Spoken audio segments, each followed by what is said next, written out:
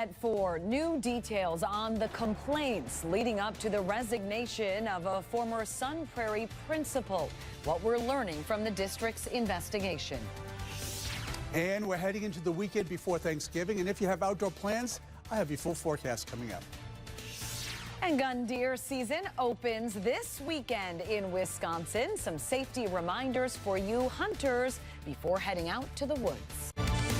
Live from the WMTV studios, 15 News at 4 starts now.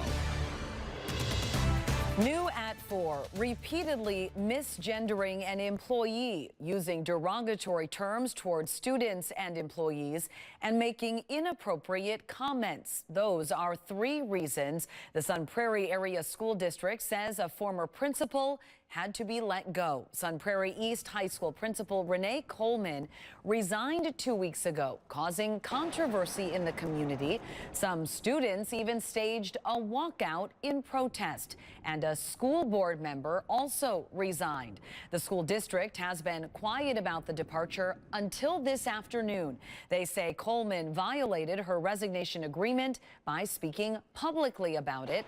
So they say they wanted to disclose the findings of a third-party investigation.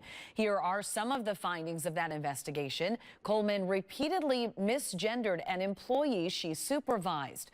Coleman made inappropriate comments about the district superintendent. The findings also show Coleman made fun of an employee's weight and made a, quote, mockery of the need for sign language interpreters.